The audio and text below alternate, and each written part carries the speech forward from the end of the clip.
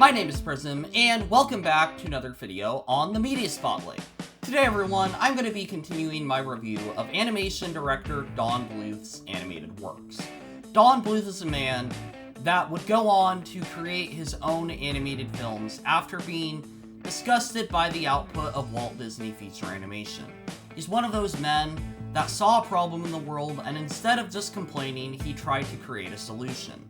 In this case, that was to make a company that would rival Disney, and in doing so, he actually got Walt Disney feature animation to do better. However, that journey was tried and treacherous, and once it got to the 1990s, and really 1989, he had bigger competition. And so, did Don Bluth step up his game with 1991's Rockadoodle? Well, we're going to be finding out by taking a look at this animated classic, or rather, lack thereof being a classic. So today, guys, let's take a look at Rockadoodle. From master animator Don Bluth, director of the classics An American Tail and The Land Before Time, comes an all-new adventure for the whole family, Rockadoodle. Edmund always enjoyed reading his favorite book. But tonight, he's really getting into it. I have some rather bad news.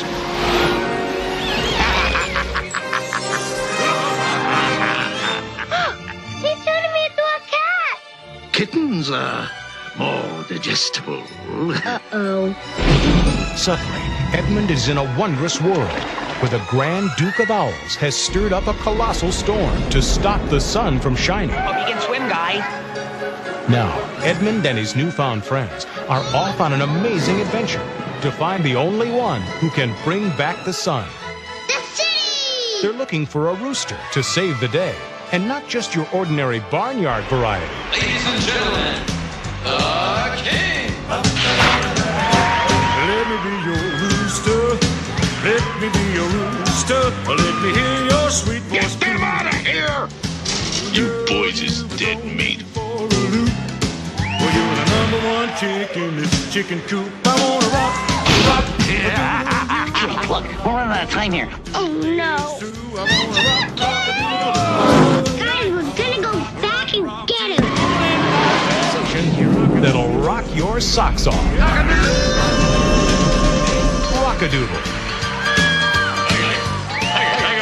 I love you. I positively love rock and roll. The story of Rockadoodle tells the story of Chanticleer, a rooster that believes he makes the sun crow. Every single morning, the sun will rise on the farm in response to his morning crow. However, on one fateful day, the sun rises before he actually gets a chance to crow, and it makes him feel humiliated. All the farm animals laugh at him, and he has to go on a journey of self-discovery, or rather, a journey of becoming a pop star icon, becoming Elvis.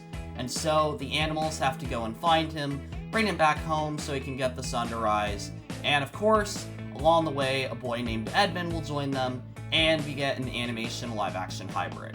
And that is a brief summary of the story of Rockadoodle.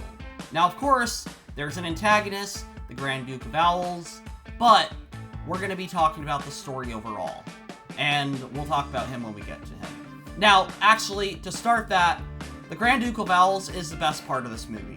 I think the Grand Duke of Owls is a fun character. He's this weird, giant owl that just sparks darkness and depressing emotions and doesn't like the sun. He just wants it to rain all the time. And I think that his whole style of wanting to do opera is very fun. This whole idea that he just likes to make opera music, sure, why not? If Chanticleer is the embodiment of Elvis, then the Grand Duke is the embodiment of opera. And I think it's really fun getting these two different music styles in one movie, and I think the songs in the film are very interesting. I didn't say they were great, I said they were interesting.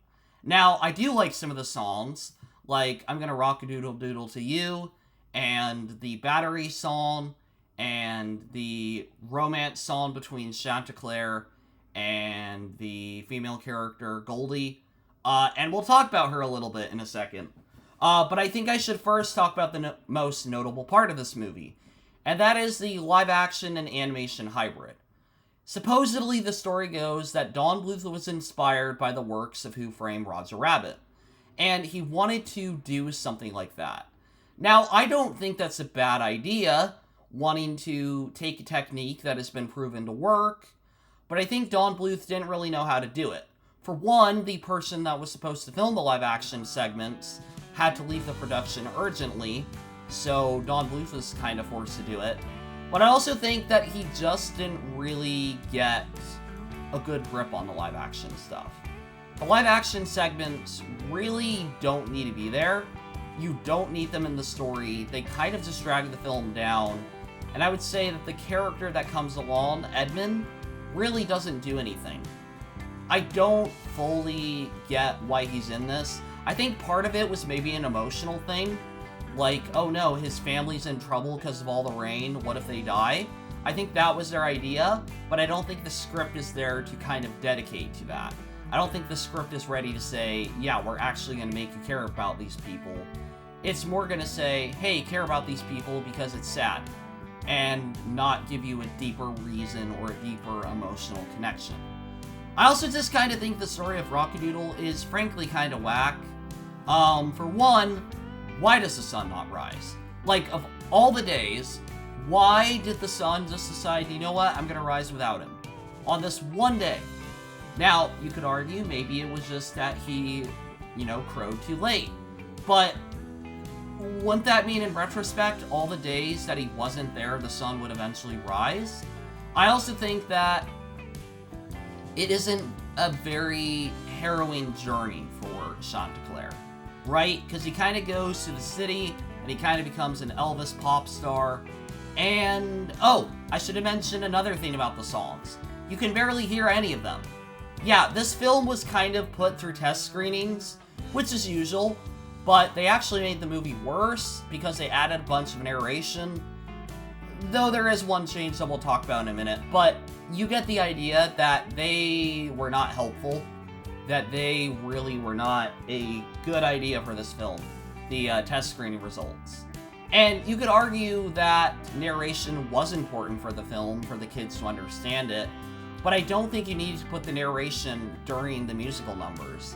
That'd be like if in The Little Mermaid you had Flounder or Sebastian narrating what Ariel's singing. Like, it just doesn't work. It's almost offensive to the art of song. It's like you're singing this beautiful music piece, or maybe it's not beautiful, maybe it's garbage, but I can't actually give you a full critique or overview because you're interrupting your song with you narrating, with the characters narrating. Now, that said, for the characters, Edmund's the worst. I don't really think any of the characters besides Chanticleer or really the Grand Duke work at all. I think they're all very basic and very bare bones, and you really don't get to know them really well. But like I said, I think Edmund's the worst of them. I don't want to say he's a bad child actor because he's literally a kid, but I definitely think there were different options, I'll put it that way. I truly wish him the best as an actor, and I hope he had a great career after this, but it was either the performance he was told to give or just something went on. It didn't really work. I didn't find him really that bad. I think a lot of people kind of, are a little bit too harsh, but definitely some of the line deliveries are a little bit cheesy. But then again, it's a children's movie, and the point of a children's movie is to be cheesy, so... but also, yeah, kind of getting back to the story a little bit. So, basically, they have to go on a quest to get Chanticleer back and bring him home and prove that he actually did make the sun rise. Meanwhile, the Grand Duke is causing it to rain and everything. And we get the character of Goldie. Now, Goldie is this film's, love interest. However, I would say it's a reflection of a Hollywood love interest, where what I mean by that is you have the business producer that's all like, hey, you should make it look like you guys are attracted. You should try and, make him happy. You should try and, do this even if you don't want to for the point of business. And maybe that's part of the point of Goldie, to kind of commentate on that, though this film isn't mature enough to actually do anything with it. But of course, Goldie becomes in love with Chanticleer, and obviously that messes up the plans, and obviously puts into motion how he ends up, saving the day. She basically saves the day by telling him about everything, but you know what I mean. I should also mention that Goldie was one of the other things that the test screenings didn't really like. Her design was, we'll put it this way, too much Jessica Rabbit, which, yeah, if you've seen the film, you know what I mean. But they basically changed it, so she's just in a better costume, which I'm all for that. I do agree with the parents, I do agree with the people that saw this. Yeah, her design was a little bit too skimpy, and I'm, totally fine with them changing it. I'm not going to hate against that change. Like I said, that was a fine change. The narration was not a fine change. I'm not against there being narration, but I think that really, you didn't need to put it where all the songs are. And as one person pointed out, a YouTuber by the name of B-Mask in their analysts of Don Bluth's musicals, they shouldn't have put narration in if they had confidence in the production, right? Because the point of a test screening, unless it was the higher-ups calling the shots, usually there is some sense of the director has the ability to take or ignore feedback. And I think if Don Bluth really felt like, this is not helping the picture, this is going to make it worse, he could have pushed back and said, no, the film's going to work, you just need to have confidence. But, there was no attempt at that, there was nothing done with that, and I don't even think there was an attempt to make a director's cut like All Dogs Go to Heaven. It was just kind of like, yeah, we're going to put, music over it and hope that works, or narration, rather. And I'm rambling a lot, but it's Rockadoodle. I don't really have a lot to say. I don't think Rockadoodle is great, but I also want to make it clear that I don't hate this movie. I don't hate Rockadoodle. I don't think it's the worst film that Don Bluth would make. I'm seriously dreading the one that I do think is his worst.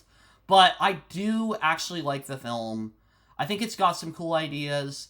But one thing I will mention is I kind of wish there was a music battle at the end of the film.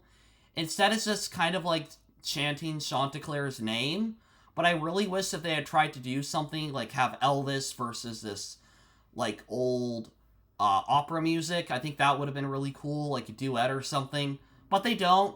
Then again, that could have been really corny. But come on, Don Bluth's all about making some really corny ideas. Some that really work. But like I said, Rockadoodle, I don't hate it. I just think it's got a lot of problems. I will say, in my final verdict, I think I'm going to give the film a 7 out of 10. Maybe a 6. Honestly, it's been a little bit since I saw this. It might even be lower. But I overall enjoyed it. I just thought it had quite a few problems, and I definitely see why a lot of people don't like it. But that is going to be my review for this video. Thank you guys all for watching, and in the next video, tune in for my review of 2 Don Bluth animated features, 1994's Thumbelina and A Troll in Central Park. Bye!